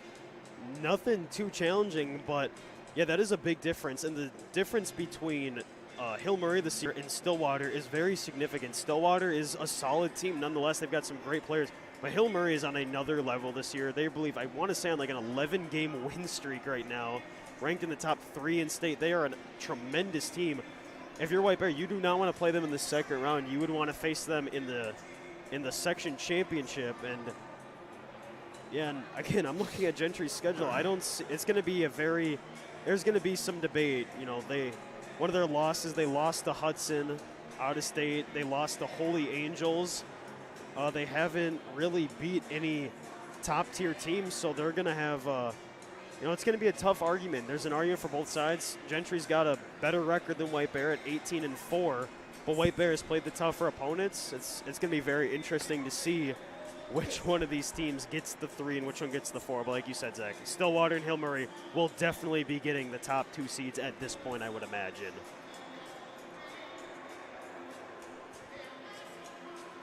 Yeah, I'll tell you, Gabe, the section tournament, always a fun time of year. It's going to be, I think, even more fun because even though we had it last year, we, didn't have the full fans. We, had the issues there. It was, the stream was like $1,000 to purchase. Yeah. We kind of threw it together in a week against Woodbury. So, and I guess I'm more talking about the rest of the tournament as well. But the fact of the matter is, and what we expect is going to be a full barn in Aldridge. Whoever is competing, obviously we want White Bear Lake to be down there, but whoever is competing, I just can't wait to get back down there, and I can't wait to be in a full Aldridge in a Section 4 semifinal and hopefully a final. But regardless, it's one of the best times of year, and we've talked about this in the past. You could make an argument that the section tournaments bring more entertaining hockey than the state tournament does. Oh, there are definitely times that they have, and I can attest that the one year, my junior year when I was a team manager, we made it as White Bear Lake to the state tournament. The section playoff games were so much fun. We were the 2 seed that year, so we had to play Stillwater as the home team. That was a hard-fought battle, managed to win, and then we had to face Hill Murray in the section championship, which was a very tight-fought game the whole way. I believe we only ended up winning 4-3, made it to the state tournament. First game gets White Bear, we got steamrolled by Blaine, got run out of the building. Then in the consolation game, got steamrolled by Lakeville South. But like you just said, the section playoff games were so much more fun almost than the state tournament games. It was really cool being in the X, but the packed out Aldridge Arena might have been a better crowd than the state tournament, because at the state tournament at the X Energy, you can't hear anything on the ice. You can hear a little bit of the fans when they get really loud, but not a ton. Not like a Wild game. The crowd doesn't get that loud. But yeah, like you said, the section games, more rivalries, more meaning, and more history, just more fun. Couple things on that too. One, if there's any St. Thomas alumni listening, donate every dollar you have and get that arena built. Make it about 5,000 seats. Proper Division I home for your new Division I hockey team. Mm-hmm. That will also serve as the home of the section tournaments for 5, for 4, and probably 2 and 6 as well. Absolutely. Love all 2 and 6 are in. They're going to be at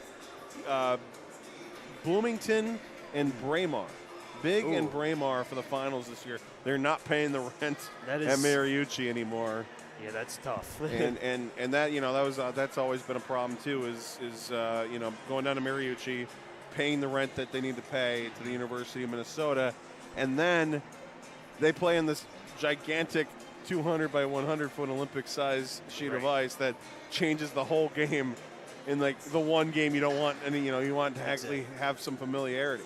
Well, that Olympic-size ice, that messes with you for other games. I know I've read articles about NHL players that will go play at the Olympics. They have a tough time transitioning back to regular ice because of how much bigger and how much more space there is. Like you said, they get to the state tournament then, and there's struggles because the last 3 games they played have been on a bigger piece of ice. But Mariucci, really cool arena, but like you said, very, very expensive. So St. Thomas, like you said, Zach, and we love Aldridge Arena, but it's getting a little bit older. It's just not big enough. That's the problem. Of those games, I mean, you've got little kids climbing on into the Raptors to watch the game. There's parents, I mean, I know we were in the press box for filming, but having to get down to the ice for the medals afterwards, that'd take me a good 5 minutes. So it'd be awesome if St. Thomas, like you said, could get that nice brand new arena that could serve for everything, and a press box would be awesome. Well, we went from selling about 8,000 tickets to the in the State Fair Coliseum, William Rose Warner Coliseum, whatever you want to call it. Which might have been the weirdest arena because there was that big, about 20-foot gap between the stands and the ice, but very cool nonetheless. Yeah, it's the classic barn, and I miss it dearly. With no netting either. But you think about that to then, even though, you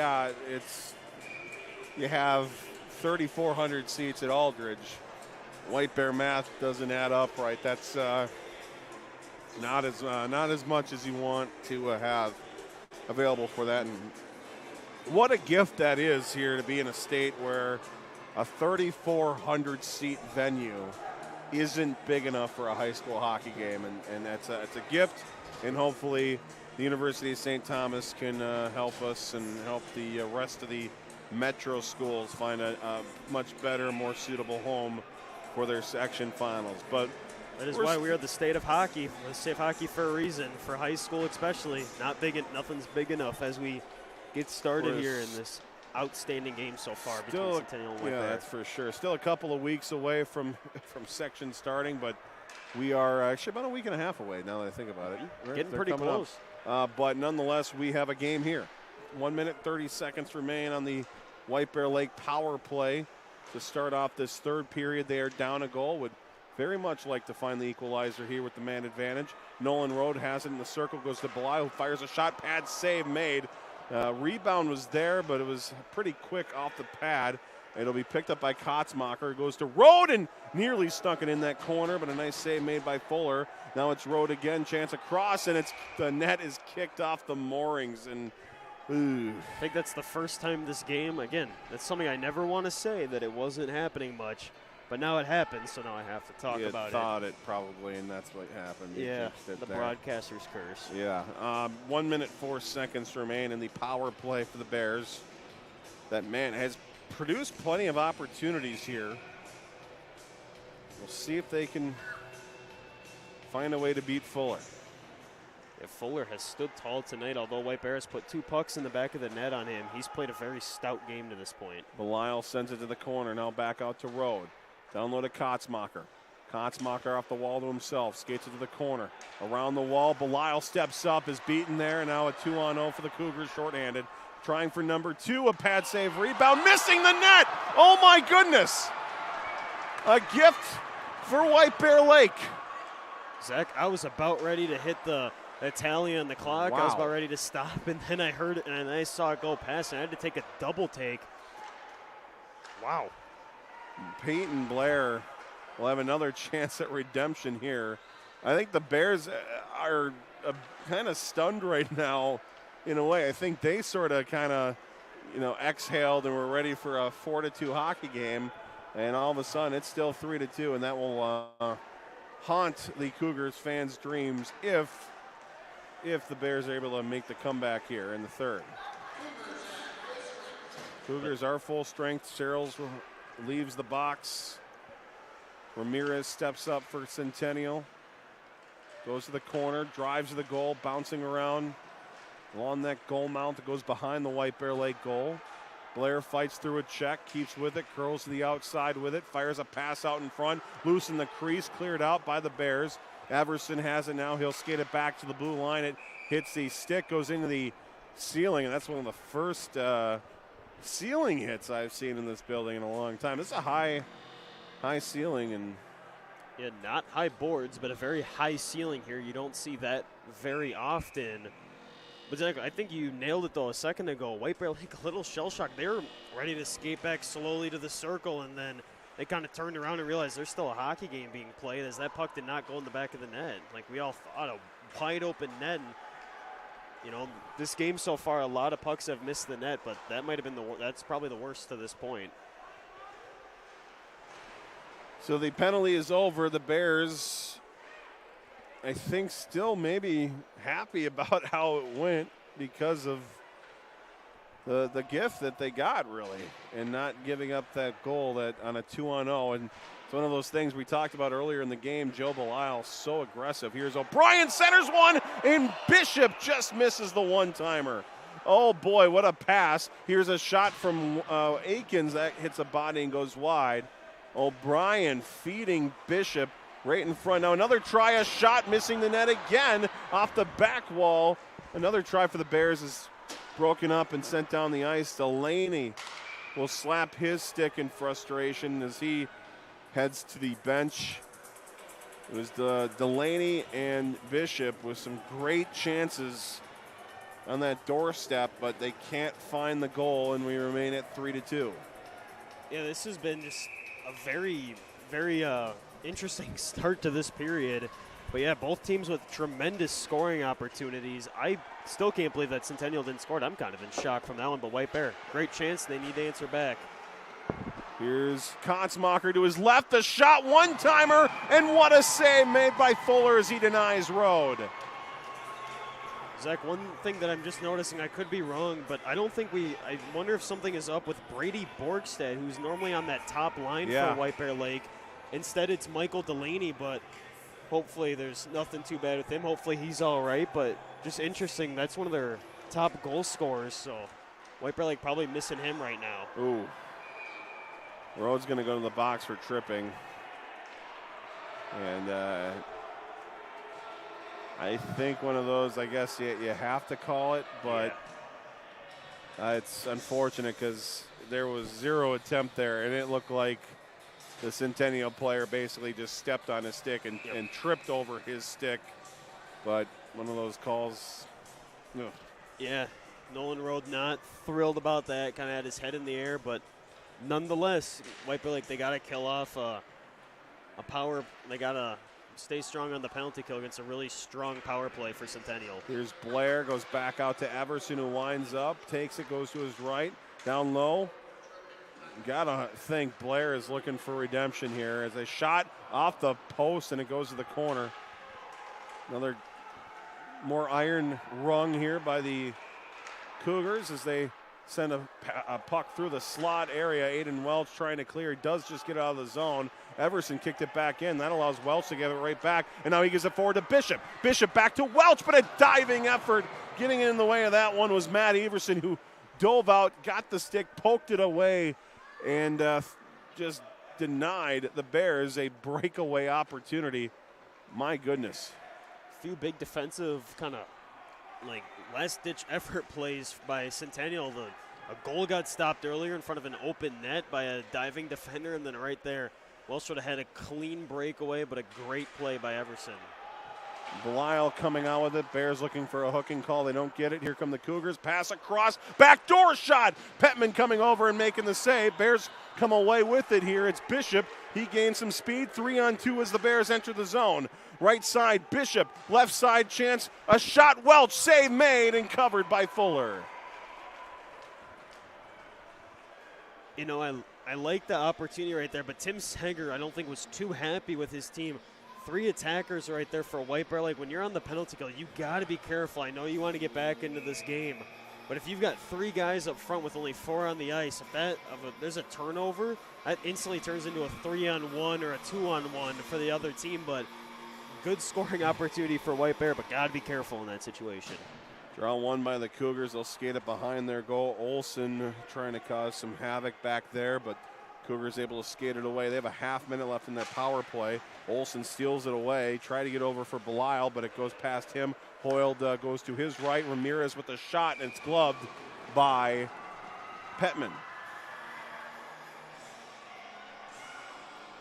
18 seconds to go in Rhodes' penalty. 11:46 to go in period number 3. Bears trying to find that equalizer.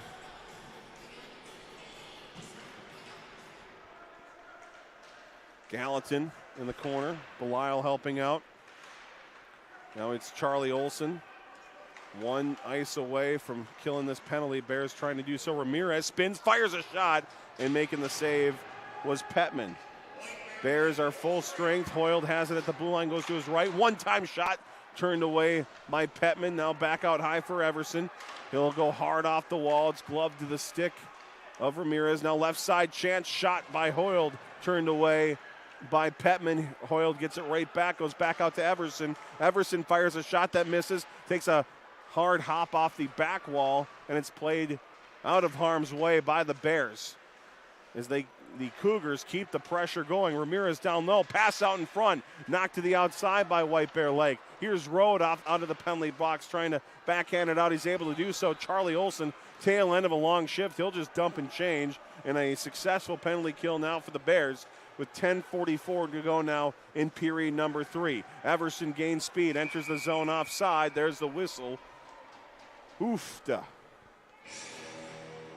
That might have been the best word to use. I don't think anyone really knows what oofta means, but that was kind of describe what for White Bear right there. That was really the first time on 5-on-5 that we've seen a team completely dominate the attacking zone like Centennial just did. It is because 2 Centennial players collided with each other in the corner that White Bear managed to get the puck out of the zone. But White Bear Lake, they're starting to glide a little bit, but they need to keep the foot on the gas if they want to get back into this game. Michael Delaney spins around, finds Bishop, who immediately crosses it over for Akins. Akins into the zone, fires a shot wide. It's stick to the corner by Fuller. Akins gets it right back. He'll drive it deep, down low. Knocked away by Centennial. Battle continues now deep in that right corner. It's played out in front of the Cougar goal as the Centennial Cougars break it out. Searles makes his way into the White Bear Lake zone. Sends one across here, and that connects with Carls. A.J. Carls driving to the goal, getting it right back. Knocks it off his skate to his stick, backhands it to the blue line. Here's a shot by Hemmer. Pad save made by Petman. Juicy rebound picked up by the Bears, and it's played by Welch across the ice, but intercepted and worked back in by Schmeck. Right side shot save made, and then smothering it is Petman with 9.5 to go in period 3. Petman has stood tall this game, although all 3 goals have gone in the back of the net. 25 shots for Centennial, and only 3 have managed to find the back of the net. Petman has played terrific, and he's stopped some very good scoring opportunities that Centennial's had. But again, these pretty much since they were on the power play, White Bear Lake has really struggled this period to generate any sort of offense. Cougars forcing the issue in the corner. Brody pass out to the blue line. Intercepted here by Kotzmacher. Kotzmacher trying to break through. He does. Is brought down by Everson. Keeps up, though, with the puck as the Bears trying to get a forecheck going. Van Tassel gets it out to neutral ice. It's knocked back deep into the Cougar end by the Bears, and Fuller out of the goal with it. He'll send it up the left side, and Centennial will make their way past their blue line. Play to Van Tassel into the zone, right side, Anderson. Anderson shot, save made again by Petman. He's been tested a lot this game now. The shots were missing the net wildly in that first period, and the Cougars have certainly honed in on Petman. 23 saves made so far for the senior goaltender. Yes, Centennial, they've really figured out how to hit the net other than on the wide open net that they had earlier this period. But otherwise, they have hit the net far better than White Bear Lake has. White Bear has still been missing quite a bit. Centennial only missed on their, which should have been an easy scoring chance. Draw one by the Cougars, and a one-time shot is blockered away by Petman. O'Brien hard off the wall trying to beat Hemmer. Couldn't do so as he sends it down low. Bears able to finally clear. Peterson turns around, handles it, will skate it behind his goal. Picks up some speed here in the process, finds Carls on the right side. He'll fire a shot that misses, takes a hard hop off the back wall, and finding that one is Petman, and he'll stop play with 8:23 to go in the third. Centennial, Zach, has definitely been the better team. They have kept a constant attack so far on White Bear. White Bear has not really found any answers so far. As I can't believe I just noticed this, but there are 2 Carls on this team. I'm assuming siblings for Centennial, but both of them have made a great impact in this game so far. Schmeck back for the Cougars. He'll battle with Kotzmacher. Olsen trying to lend some help down there as well for the Bears. Time, still plenty of time for the Bears, but it is ticking away now. 8 minutes remain in regulation. Coming away with it is Blair. Blair sends one through, and a weak angle shot turned away. Rebound sent away. Jabbed at and sent just outside the zone by Olsen. He'll get it right back, finds Kotzmacher. Kotzmacher sends a shot, save made just out of the reach of Olsen. But Rode will handle it. He'll fire a shot, and the save made is by Fuller. Yeah, White Bear Lake's starting to get the pressure on a little bit, but Craig Randall here, I'm noticing this comment. He's got the right idea. He's saying that he needs a Hockey Day sweater for White Bear Lake next year in case you missed it. Hockey Day in Minnesota coming to White Bear Lake next year, which is going to be a grand time. Very excited about that. And I heard, I know Tim Sager, it's undecided yet, but he said Centennial is one of the teams looking to put their name in the hat for the matchup against White Bear. As that has not been decided, but Centennial, they have said they want to be one of those teams maybe that White Bear faces. Who knows? We'll find out, I think, later this summer maybe. I think it's May. We'll see. We could. Chance for the Cougars turned away. Pass will work it around. Knocked away here, though, by the Bears. Great work by Kyle Gibson fighting his way to neutral ice. And that fourth line giving some rest for Bishop, Delaney, and Welch to come back on the ice. Cougars brought it in offside with 6:57 to go. Shots on goal 29-17 in favor of Centennial. The Cougars have dominated much of this third period, and I just still can't believe they're not up by 2. Bears have life. They have an opportunity, and you have to think, Gabe, that you got to take advantage. You got to at least get one here. Yeah, you got to imagine that both teams, Centennial, they're probably really angry that they did not get that goal. White Bear Lake seems like they're kind of coasting as if, that was just kind of a sign of good luck that someone's just going to go their way because of the missed goal, but you got to earn it.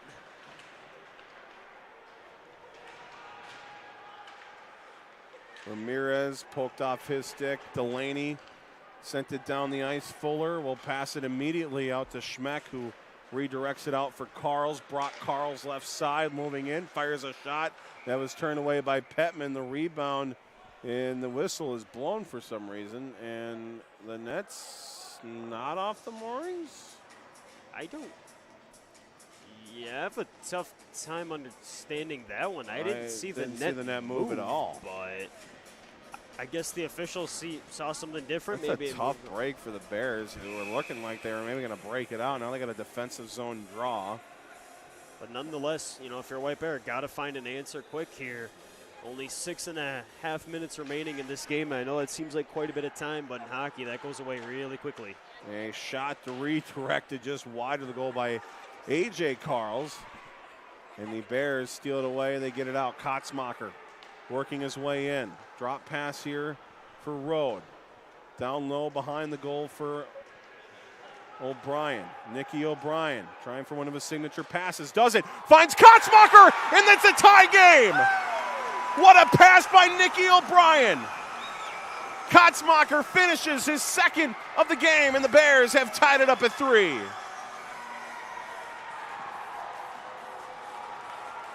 Like you said, Zach, Nicky O'Brien, he did exactly what you're supposed to do. Throw the puck out in front of the net and let something happen. Tim Sager, I know that he mentioned it to me. One problem that White Bear Lake has had this year is winning battles out in front of the net. Kotzmacher wins the battle, gets the puck, a great pass by O'Brien, like you said, puts in the back of the net, but Centennial looking to answer immediately, misses the net wide, but man, that would have been brutal for White Bear. That would have stunk.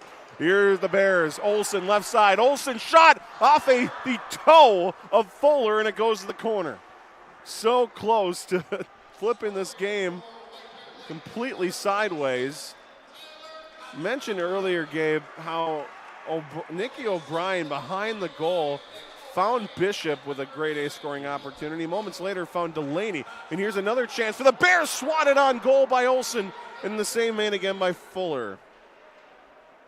And finally, O'Brien rewarded for all his efforts behind that goal line, which is weird because I should mention he's a defenseman. Well, he is a captain for a reason. He is very aggressive in the offensive and defensive zone as Centennial almost answers again. Delaney out with it there. Searles had the shot on Petman, who made the glove save. Couldn't hold on to it, but knocked it away as O'Brien flips it off the glass. It's gloved back down and dumped deep into the White Bear Lake end. Under 5 to go in a very entertaining hockey game here at TCO Sports Garden. It's 3-3, White Bear Lake and Centennial. The Cougars trying to center one here. They're trying to keep it in. Now a race for the puck is on. The captain, Owen Van Tassel, goes back to his decor there for Schmeck, who whiffed on the pass. He'll have to skate behind his own goal. He finds some open ice, sends it off the corner wall, and it's played forward by Caden Anderson, and into the White Bear Lake end it goes. Knocked back to neutral ice. Welch goes over to Delaney. He'll find a breaking Bishop. Bishop moving in, brought down, sent on goal, and the hands stay down for some reason. What? I do not understand how that is not a penalty. Well, Centennial wanting a penalty as well for something that happened in the defensive zone. I think that they wanted a penalty for a late hit put on by White Bear. White Bear wants a clear trip on Bishop. I guess maybe the officials just saw that as a balancing act. We'll take this over Stillwater, but this is almost like the opposite. This is almost like letting them play too much. Neither team has played necessarily dirty, but, man, you got to call some of these penalties. Yes, it's a makeup call. But I would argue that, I'd rather just have you make the call in the first place so you don't have to make makeup calls, but whatever. We continue to play on 5-on-5. 4 minutes, 5 seconds to go. Bears have the puck as they force a turnover. It's Tyler Bishop once again. Bishop moves in, sends one off the blocker of Fuller. Stepping up is Belisle. He'll send a shot on goal. Another save made by Fuller as it's played out to Anderson. He gloves it down at neutral ice, and he'll work his way in on the right side. Beautiful moves. Caden Anderson sends one just over the goal, and again, the netting tested on the north end of TCO Sports Garden after some beautiful moves made by Cade Anderson. Zach, I will keep saying it. This is the most balanced hockey game I have seen in a very long time at any level. It seems like whenever White Bear Lake makes a great play, Centennial makes a great play. Cade Anderson answers. Tyler Bishop almost had a great chance. Cade Anderson almost has a great chance. This is just one of those games that this is really going to come down to the wire. I just hope this does not end in a tie. Fire wagon hockey, they call it. And with 3.5 to go, the puck is battled for behind the White Bear Lake goal. It comes free. Nicky O'Brien, the game-tying assist. Watches the puck go over his head. It trickles down into the Centennial end. Hard off the wall. Behind the goal. Slowing it down. And now working his way up the ice was Hoyle. Carls on the right side. Brock Carls. Had it knocked off his stick. Nolan Road jamming at it. Gets it over for O'Brien. He'll slide it forward here for Olsen, just out of the reach of Kotzmacher. And that will go for an icing with just under 3 remaining in the third.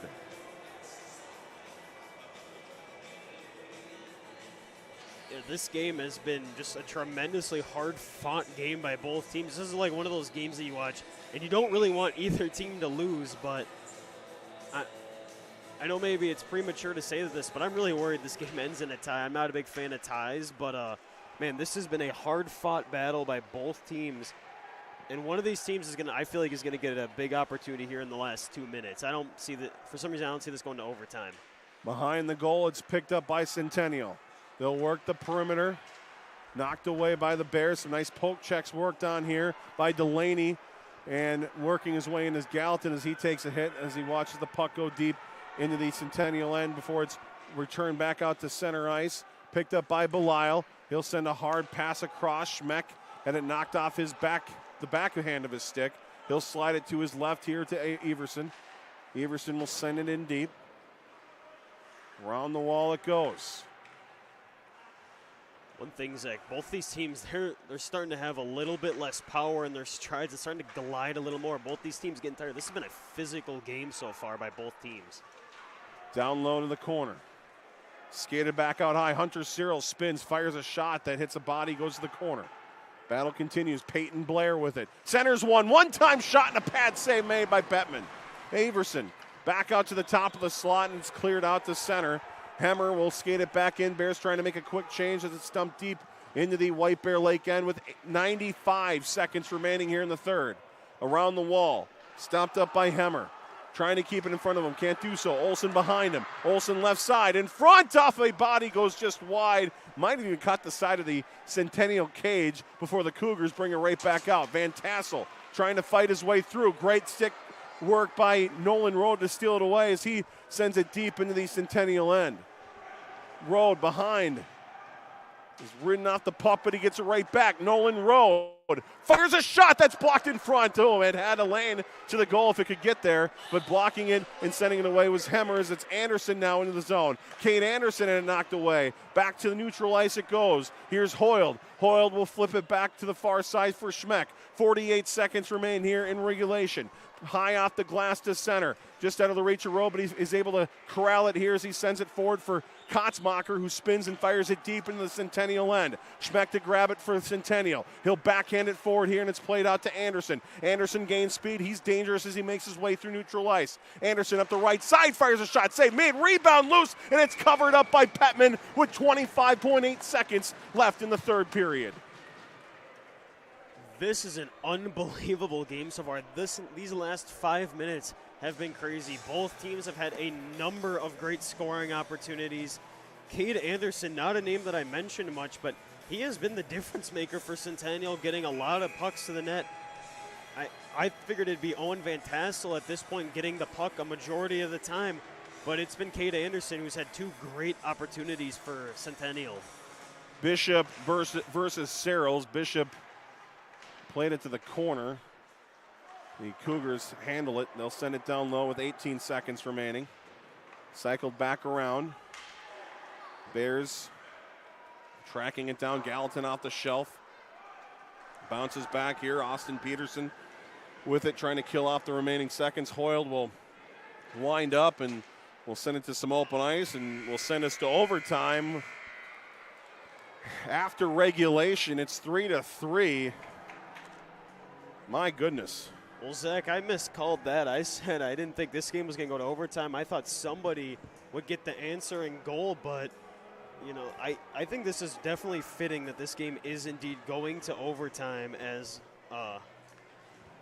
both teams have played tremendously even throughout the entire duration of this game. But, man, this is going to be a fun 5 minutes of overtime that we're going to see, or 8 minutes, excuse me, but I would imagine right away we're going to see Tyler Bishop out there for White Bear Lake, and we're going to see, I'd be willing to bet Owen Van Tassel out there. And one guy for White Bear that I'd put on the ice quite a bit if you're Tim Sager on defense is Joe Belisle. He has played quietly an outstanding game. He's put a number of shots on net that almost generated scoring chances.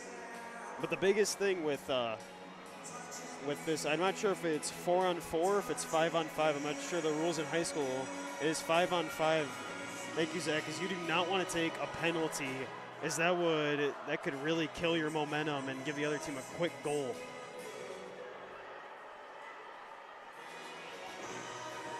Two more minutes before we drop the puck. Good time for you to maybe hit that share button. Maybe get on that phone and be like, hey, check this out. We got overtime. It's pretty cool. Shots on goal. 33 for Centennial, meaning that Nicholas Petman had 30 saves. White Bear math. On the other side, Fuller saw 22 shots, saved 19 of them. And what a game we have had through 51 minutes of play. Got a lot of math going on right now. A lot of math going on, but, man, just an even game so far. This has been such a fun game. Both teams, I mean, it didn't seem like Tyler Bishop came off the ice in the last 5 minutes for White Bear. But, man, a lot of these guys I'm sure are just running on fumes right now. But this is going to be a fun game. Fun overtime. The Cougars have played in 3 overtime games this year. They tied Elk River Zimmerman, they tied Roseau, and they tied Blaine. They actually had back-to-back ties before beating Brainerd 10-0 and then losing to Rogers the other night again. Losing to Rogers the other night. From the Bears' perspective, I don't believe they've had overtime all year. You could be right. We're going to double check our math here and. You know how that works. But I think you're right, Zach. I don't think that they have had an overtime game this year. And if they did have one. They beat Eastridge in overtime. I stand corrected. But only one overtime game, so I'm not sure how much experience really has to play. But if overtime experience is a real deal, then Centennial, they could be off to a quick start in this period. Centennial comes in with a record of 16-5-3. The Bears 14-8-0. It's been a back-and-forth game. The Cougars at one point led 3-1. Hashtag Kevin Gorg, most dangerous lead in hockey. It has been erased. It's 3-3 as we have 8 more minutes of 5-on-5 action to hopefully decide this North Metro boys hockey battle. And we're underway in overtime. Nikki O'Brien, who made the beautiful feed to help tie this game up, sends the puck deep. It's rowed over to Olsen, who fires a shot, and a blocker save made by Fuller as he sends it into the corner of the arena. What a look for Olsen, a beautiful rising wrister, but Fuller shuts the door. Nolan Rhodes still having issue with the tape on his stick. It keeps coming off, but a great feed right there as Charlie Olsen had a tremendous opportunity. But again, Fuller, very good goaltender in his own right. He has played great so far. Tremendous stick work by Rode, able to steal it away, sends it down low for Olsen. Olsen back out to the blue line here. Here's Akins with a shot, hits the side of the cage, goes to the corner instead as it's flipped up in the air by Everson. Knocked back to the corner. Everson trying to work it up the left side now. Bears putting on a tremendous forecheck down low. Now a centering pass by Delaney bounces loose in the slot, and it's played around by Anderson as he knocks it over Van Tassel. Van Tassel working it in left side. He'll fire a shot. That's blocked in front. Now goes to the corner. Road driving a man to the boards. That was Van Tassel who had it for a moment, but it's stolen away and it's carried out by Akins. Akins lost it as he exited the zone. Pass to Van Tassel. Van Tassel back to pass. Pass, shot, save, rebound, score!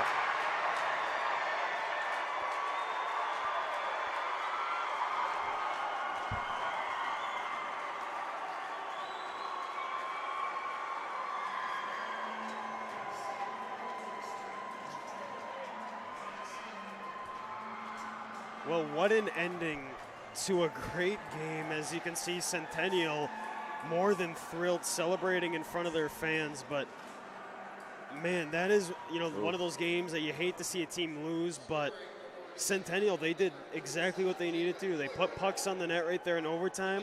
A great rebound came about, and they hit the net, something that they didn't do earlier in the game. But man, what a game.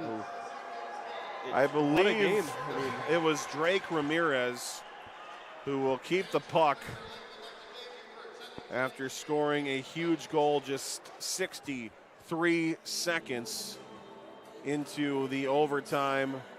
The Cougars thought they were going to be up 4-2, and a wide open net was missed. It opened the door for the Bears to get that tying goal. About 5 minutes left in the third. And then it was a great opportunity early by Charlie Olsen in overtime. They had a couple good chances, but then the Cougars come right back down the ice. And on a rebound, it's Drake Ramirez, I apologize, the junior, scoring his 12th goal of his 2021-2022 campaign to give the Cougars their 17th victory of the year. The Bears fall to 14-9. And White Bear math, 14 plus 9 equals 23. And in a 25-game season with one game just canceled, was postponed and just, I guess, canceled. They will not play Stillwater again, unfortunately. That will result in their final regular season game happening on Saturday afternoon. It's a 2 o'clock puck drop at Aldridge Arena. Final chance for the Bears to get set for that Section 4 AA tournament, which will start a week from Saturday. We will have the Section quarterfinal game for you here on the Horn as well. Excited to bring you that as playoff hockey right around the corner. Gabe, your final thoughts as we close things out here from the greatest hockey arena in the world. This is a definition of a bittersweet game. If you're a White Bear, they played tremendous this game. They did everything right. They played hard. They played physical. They played smart. Just in the end, Centennial, they had a little bit more juice in the tank. They made a great play at the end of the game. But if you're White Bear, there's a lot of positives you can take from this game. You generate a lot of great scoring opportunities. Centennial had plenty of scoring chances, but the defense stood tall, made good plays. This is a good momentum swing. Centennial is a team that's bounced in and out of the top 10 all year. They've had an outstanding season, and outside of a few really good shots from Centennial, they didn't have many scoring opportunities. Centennial, this is a good game for them. Realized, even though White Bear is having a little bit of a down year, they're still competitive. And Centennial, this is one of those good games that gets you ready for the postseason and gets you ready for the playoffs, because this, you saw the way Centennial celebrated this victory. It sort of looked like a celebration of a playoff game to them. So, big game for both teams. A lot of positives to take away. This might be the first White Bear game that I didn't have a lot of negatives. It's a lot of time they take a lot of dumb penalties and a lot of that stuff. But tonight, other than they couldn't hit the net, they played a really great game. And you could say the same thing for Centennial. Thanks a lot, Gabe. If you liked what we did, we want to thank, by the way, some recent donors. Recent donors to our donate button on thehornwbl.com.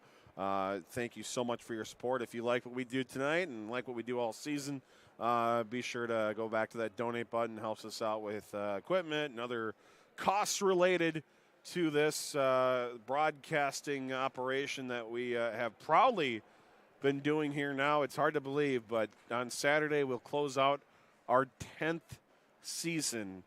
consecutive season of White Bear Lake boys hockey on the Horn. And, wow, what a ride it has been. And then we will get into the postseason. And so we have 2 more games left here in this 10th season of coverage. Hope to have you join us this weekend and next weekend as well. Thanks to the help of Zach Chapman running the camera tonight. Thanks to the help of Gabe Bartlett.